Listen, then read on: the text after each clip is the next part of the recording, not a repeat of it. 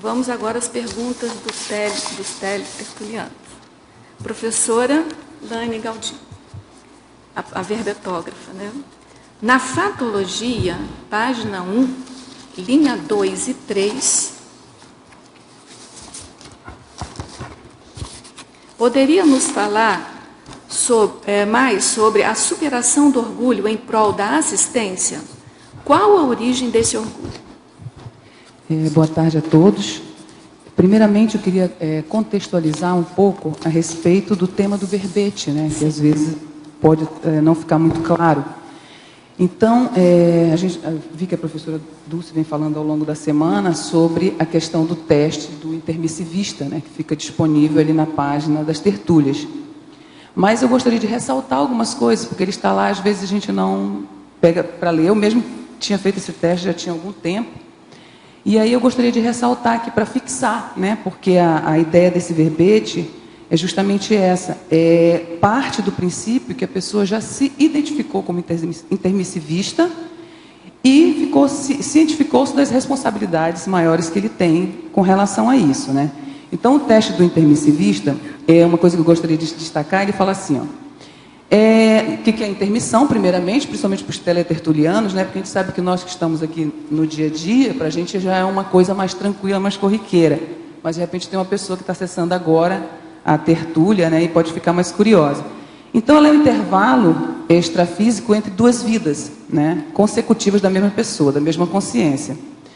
Ele é um conjunto de disciplinas, né? Ensinadas de acordo com programas traçados em série de aulas, adaptados a diferentes níveis de alunos, né, da materiologia ou intrafisicalidade, durante o período de intermissão, dos pré-serenões, que pode ser eu, você, qualquer consciência.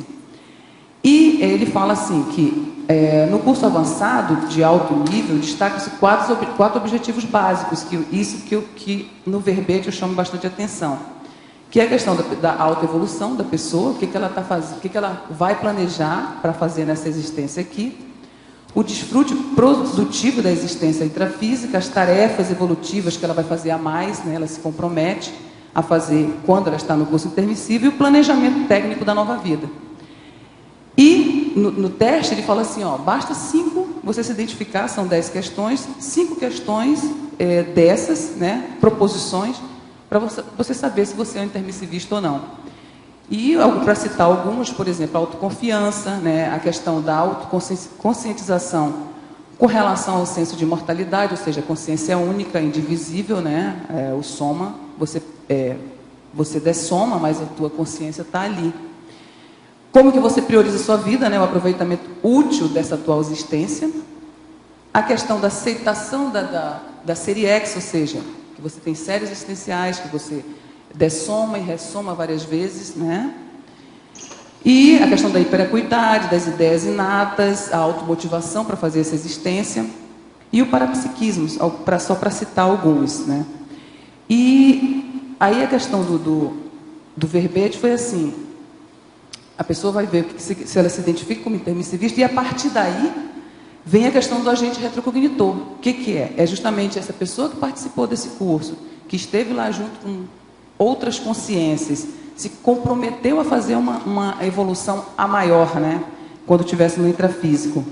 E, já que chegou aqui, que obteve essas ideias da conscienciologia, né, teve a oportunidade de obter essas ideias, ela tem por obrigação, digamos assim, se ela encara isso como valor para a vida dela, de resgatar os outros compassageiros evolutivos que, de uma forma ou de outra, pode estar obnubilados ou pode estar muito envolvido com as coisas da SOCIM e ainda não acessou, né, ainda não despertou.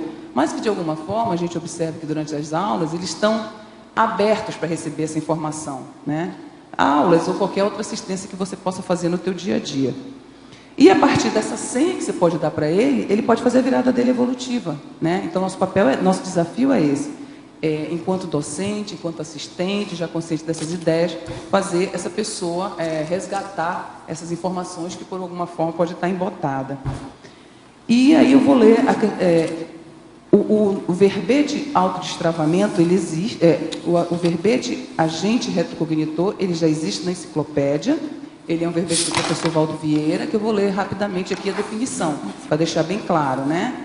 O agente retrocognitor, homem ou mulher, é a consciência educadora capaz de reavivar, sem hipnose, com auto- e heterocríticas, a holomemória dos mentais somas dos educandos egressos dos cursos intermissivos pré-ressomáticos, fazendo aflorar na presente, né, no presente, a ciência pré-curricular, ideias inatas geradas no período da intermissão e mantidas contra o restringimento biológico e genético da ressoma, ou seja, você ressoma e você cai, né, nas coisas da socinha e de repente você está obnubilado, não acessou ainda, né? E essas informações que você vai oferecer, enquanto agente retrocognitor, elas são libertárias, né?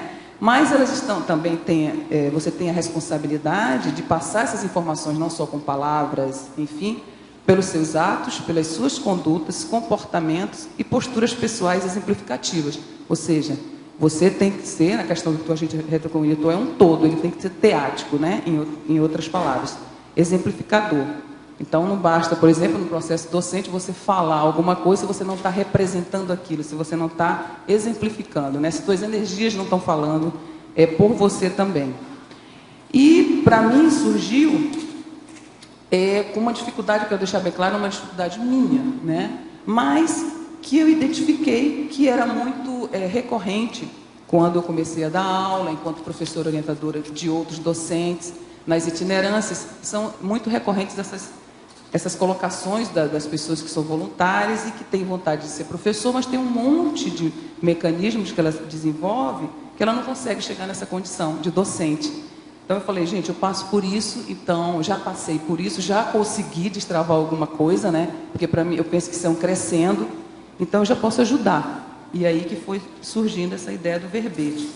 E quero deixar claro também que não é uma coisa difícil para todo mundo, isso é um processo para quem tem esse processo de autotravamento. Porque eu penso, por exemplo, para os inversores que já chegam mais sem travas, sem orgulhos, né? Começam mais cedo, é muito mais fácil, eu penso, né? Não é tão dramático assim, né? Aí agora eu vou responder, você pode repetir a pergunta? Isso, posso. Poderia nos falar mais sobre a superação do orgulho em prol da assistência? Qual a origem deste orgulho? Então, essa é uma coisa que a pessoa, ao longo da vida, vai trazendo, principalmente quando você já acessa as ideias um pouco mais, né, de idade. Eu penso que são processos dessa vida, pelo que você desenvolveu até agora, né, pela tua profissão, por um monte de coisa, mas também pode ser processos anteriores, processos mais antigos, né, que ficaram arraigados. E o problema do orgulhoso é que ele não admite falhas, né? Então, ele não quer se expor, por quê? Porque ali, na questão, quando você é docente, você se desnuda, você fica nu consciencialmente falando.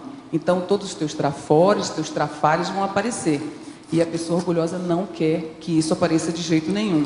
Então, a origem desse orgulho é isso. Ou ela pode ser dessa vida, como pode ser uma coisa anterior também. E aí eu trago, em outro momento eu vou falar dessa questão do orgulho também, eu até cito aqui o verbete da professora Adriana, que eu acho bem interessante para quem quiser pesquisar mais, que ele chama orgulho teimoso, né?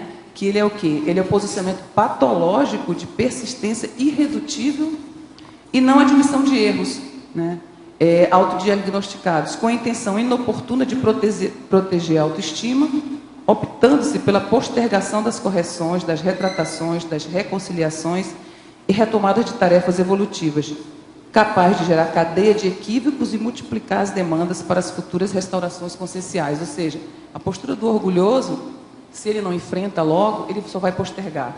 Então, se você tem um compromisso, enquanto intermissivista, de chegar nessa vida e fazer uma PROEX, uma programação existencial para maior, eu acho que a ideia é enfrentar logo, né? Não postergar, não deixar para quando você dessomar e voltar com essa pendência novamente, né? Então, no meu caso, foi isso que eu fiz quando eu me conscientizei dessa minha responsabilidade. Mas uma coisa interessante que me fez enfrentar esse processo foi que desde muito cedo eu tinha a ideia de fazer assistência, só que eu não sabia como, né? Desde a adolescência. E eu também não achava que era com aquela TACOM, de você distribuir cesta básica, de você fazer esse tipo de coisa. Eu achava que era uma coisa diferente, né? Então, quando eu acessei essa ideia da Conscienciologia, eu falei, é isso aí.